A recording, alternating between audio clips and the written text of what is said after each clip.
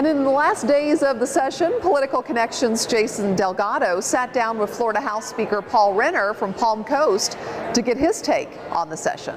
Speaker Renner, thank you for the time. Good to see you. Congratulations are in order. You've navigated your first session as leadership. What's your impression of it?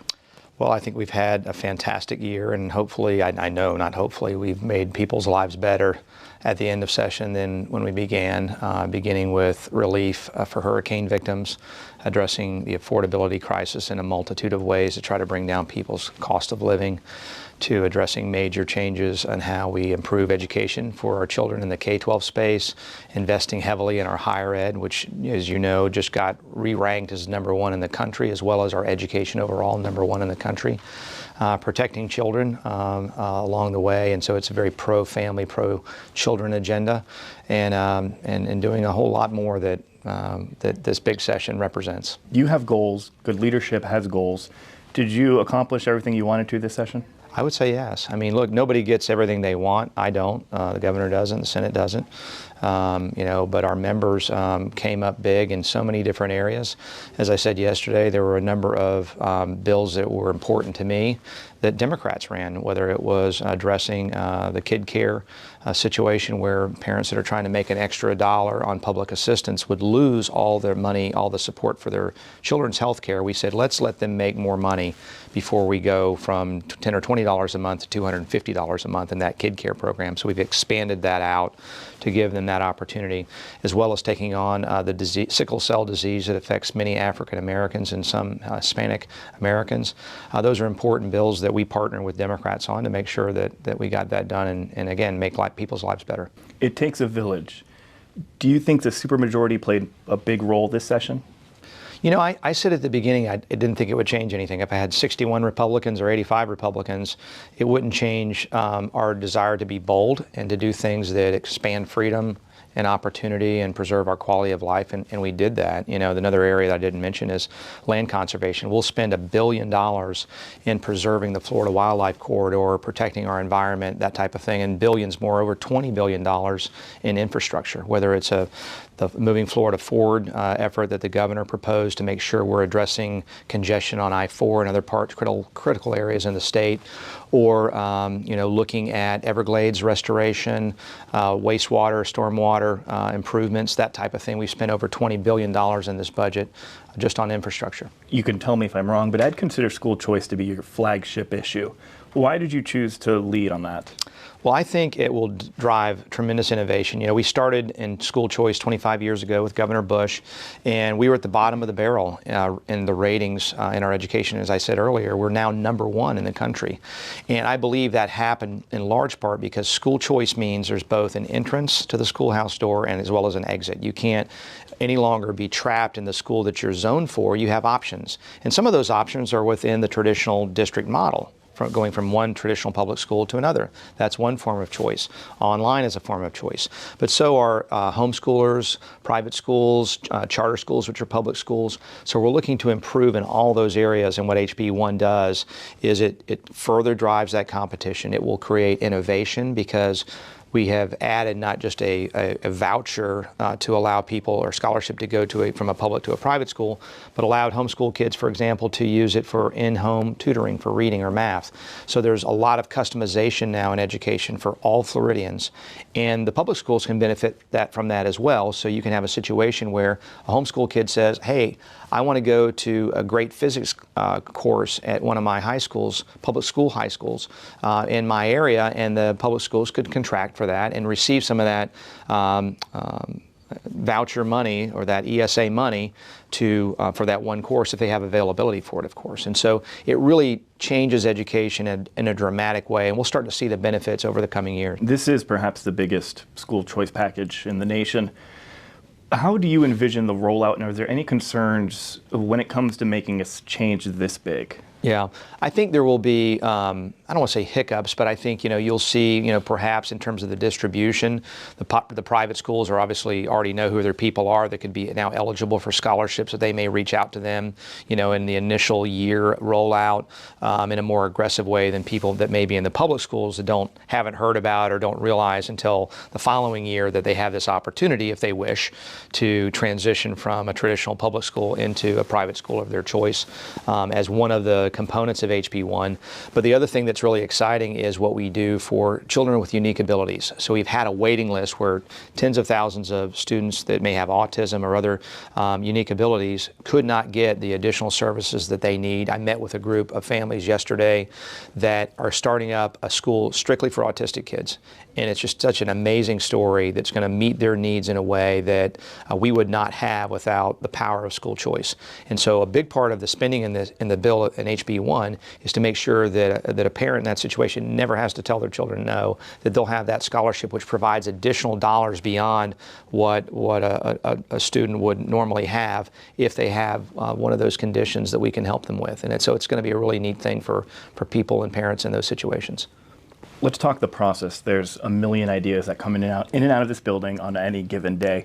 When it comes to bill filings, are these solely the ideas of lawmakers, or is there some sort of external pressure, whether it be from leadership in the legislature or even perhaps the governor? There's all kinds of ways that bills come in. I've had constituents come and meet with me in my office, and in the space of a year, Ponce's Law was one of those where a dog was brutally beaten to death, and we did some things in the animal welfare area because somebody cared enough about that to take that horrible story and turn it into something that would protect animals from that type of behavior in the future, to having people that are in think tanks that have been thinking a lot about whether it's an education or a healthcare issue that will make suggestions to us. Sometimes we take those, sometimes we reject those, sometimes we'll take them and change them, to individual lawmakers that have a passion project or something. As you said, the governor may have something, as he did this year, that he wants to see put forward, and so his proposals obviously were considered and in most cases passed this year, as well as from any other source. But it's really a comprehensive input, and so I think it's a beautiful way that democracy works, and I'm very, very happy. And I think most people, if they understood how we operate up here, I said yesterday, 70% of the bills pass with wide bipartisan support. So a lot of the stuff that gets headlines or is controversial that oftentimes the media tends to focus on, or activist groups on both sides tend to focus on, there's many, many bills that are just great bills that do good things in a particular area, and so we had one for a member who lost a son to a rare genetic disease, and we've set in motion now funding and a program to get after that and do some research and help parents identify that early, just much like sickle cell, where we're going to get after that disease and hopefully conquer it one day. Passing the budget is an all hands on deck kind of job. Your first time passing a budget seems like it went pretty smoothly. As you know, that's not always the case. What's the trick? The trick is a great budget chair in Tom Leake and great sub-chairs that he works with, as well as our high collaboration. I would point to this across the board for the success of this session. An excellent partner in Kathleen Pasadomo, the President of the Senate, an excellent relationship with the Governor and his office, and that high collaboration between the House and Senate, and that goes through all the chairs and sub-chairs, I believe is why this session has been so smooth, so consequential. We've done dozens of things, any one of which would have been a big high-five moment for an entire session. We've done that over and over and over again in a multitude of different areas. The budget is one of those.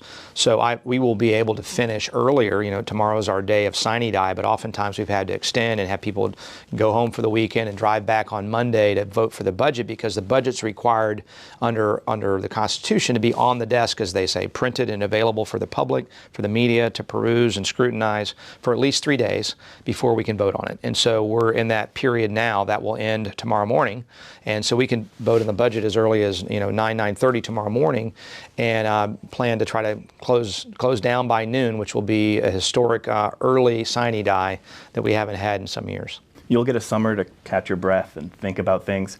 Looking ahead, what do you think's the next big issue for you?